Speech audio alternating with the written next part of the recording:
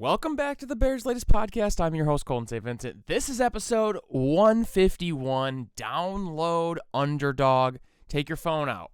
Boop. Give this a scan. We will get to what to do while it downloads.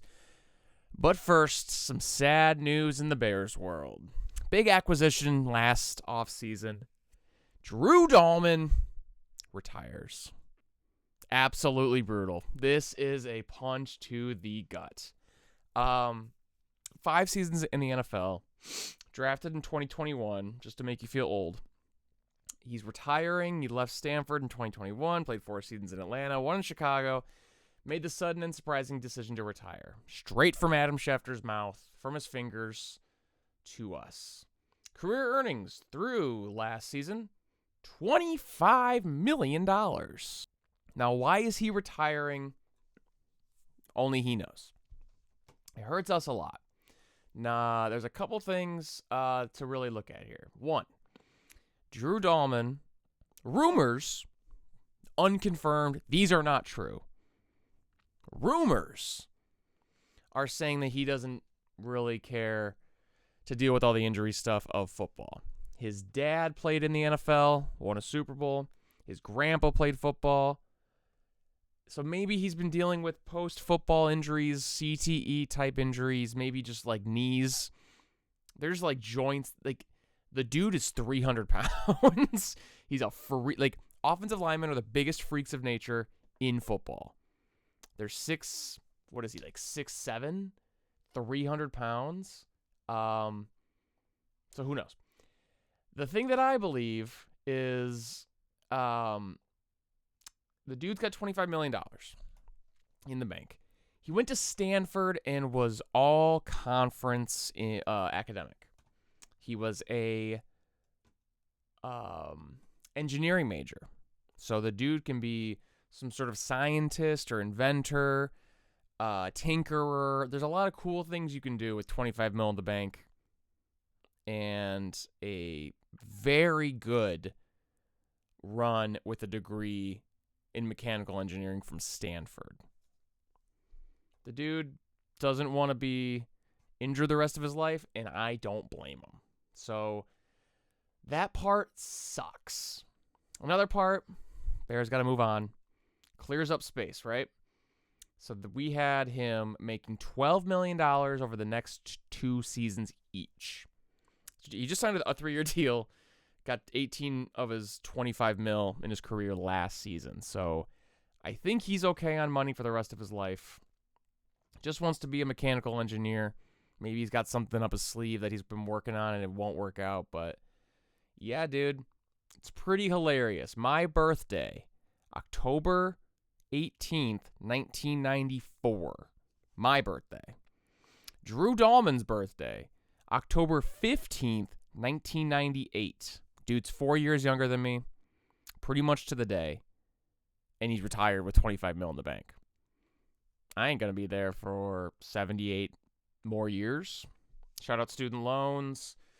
Shout out working in sports. You don't really get paid a lot of money because all you do is sit here and grind while Drew Dalman puts his body through hell to make $25 million. He deserves to make money. I do not. Anyway, just a wake-up call for my own personal quarter-life crisis. All right?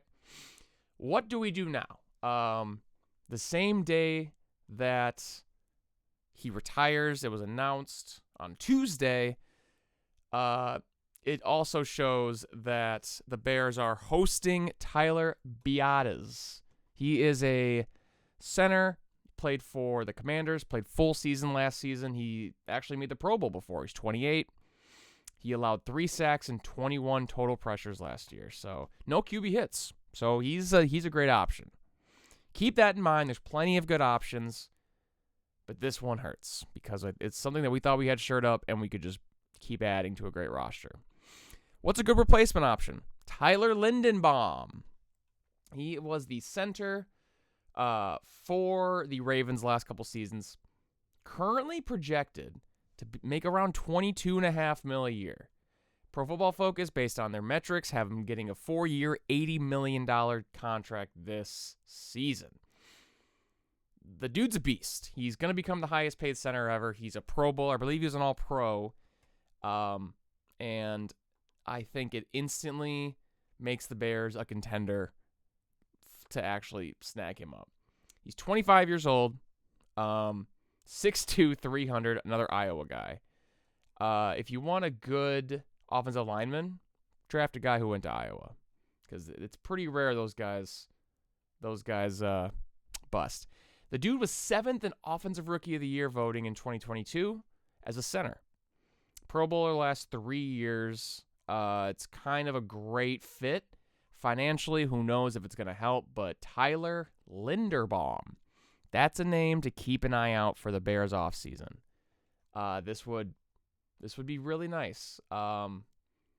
It would be, I don't even know if upgrade's the right, it's a more expensive, really good center. So we'll see. He's arguably the best center in college. In the pros. He has been since he came out of college. Maybe it's the answer to our prayers. Maybe it's something that could genuinely help us. For centers last year, he was 5th of 40 with an 80.2 Pro Football Focus grade. Just to give you a ballpark, we don't really follow all these stats religiously. We just like to get a general idea of where they are. One last thing of what something is, I will tell you. What is Underdog Fantasy? It's the best. Underdog is the place to go. Remember when I asked you to scan this, download the app? This is where we take advantage. Use promo code FootballFans right there. While I read this ad, you use that promo code because this ad's going to blow your freaking socks off. Fast breaks, buzzer beaters, block parties are back, and Underdog is the best place to get on all of the action. Playing an Underdog, it's easy. Pick whether your favorite players will go higher or lower in stats like points, rebounds, steals, and more. If you get your picks right, it's pretty possible that you could make 5,000 times your cash. This week on Underdog, I'm looking tonight, the Thunder Knicks. We've got 2 of the best players in the NBA. SGA, higher than 28.5 points. Jalen Brunson, higher than 24.5 points. I think it's going to be a sick duel. Those guys can score that in their sleep. Download the app today. Use promo code FootballFan to score $75 in bonus entries when you use the promo code FootballFan. $75 in bonus entries when you play your first $5. That's promo code FootballFan. Underdog, make picks, win money. Must be 18 plus. 19 plus in Alabama and Nebraska. 19 plus in Colorado for some games. 21 plus in Arizona, Massachusetts, and Virginia. And present in a state where Underdog Fantasy operates. Terms apply. See assets.underdogfantasy.com/play and get terms HTML for details. Offer not valid in Maryland, Michigan, New Jersey, New York, Ohio, and Pennsylvania. Concerned with your play? Call 1-800-GAMBLER or visit www.ncpgambling.org. In New York, call the 24/7 hotline at 1-878 or text HOMI 467-369. Max Crosby. Talk about him every day. I want him so bad. Benjamin Albright. He is a Broncos insider, works for iHeartMedia, has his own Colorado radio show, AM Colorado. Broncos flagship. The dude's a beast. He knows he's got insider information, and he came out and said with a couple interactions here on Twitter, he thinks a Max Crosby trade would happen quickly. If it happened, I think both teams, the Raiders and whoever is acquiring him, would want their offseason plans to be known so they could work around that. So it seems like the actual execution of the trade will happen sooner rather than later if it happens. I don't see it happening. This is all a pipe dream, and we are going to dream, damn it. This is the part that is interesting for us. He says, thanks for the response. Any team you think are favorites? New England feels like a great fit. Benjamin Albright responds to this fan saying that and says, well, the Bears would be his preferred destination if he got to pick, although I don't know how they'd make the economics work there. Dallas offered at the deadline last season. That was at 7:30 last night after the Dahlman news. So I don't know. Somebody says, Benjamin, I need this. What will it take? Huge compensation, says Benjamin Albright. Multiple firsts and player, if not players. But his gut feeling is that he's staying a Raider. So I don't know. It's just your daily update of Max Crosby. I think we need him.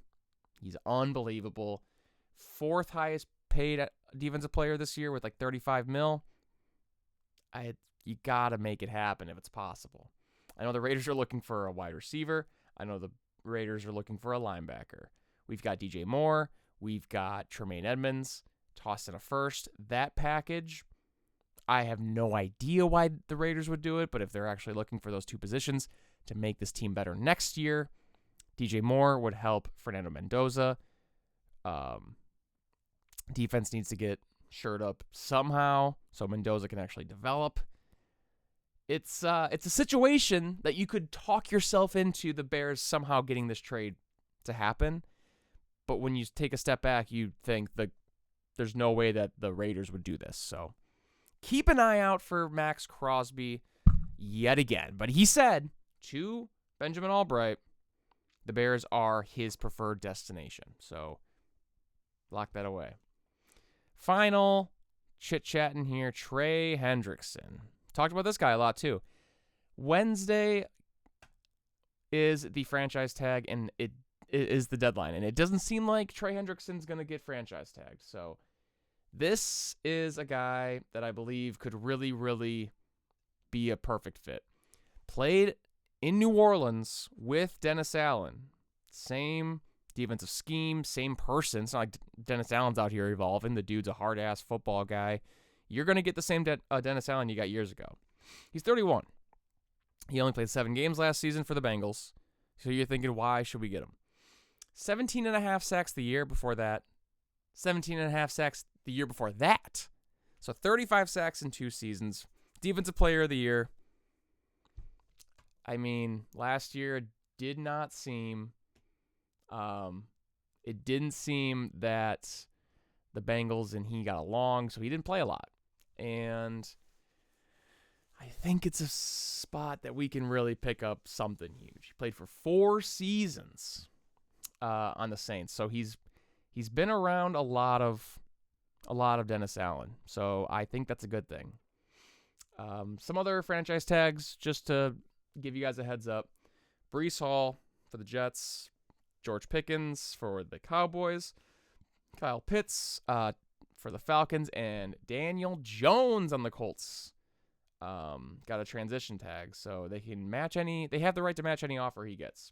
It's not exactly a franchise tag, but they get last say. This is a deal that makes it happen. That's our deal now. So interesting. For those of you who don't know, franchise tags give that player the average of the top 5 salaries of your position. So if you're going to franchise tag somebody like Trey Hendrickson, who's an edge rusher, you take the top 5 edge rushing contracts, you average out the year, and that's what he gets paid next year.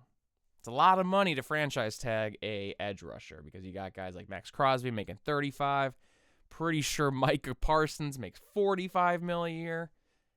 So that's not what you want for a guy for 1 year when you don't think he wants to be there. So Trey Hendrickson, we want you, dude. Come aboard. Bear down. That's it.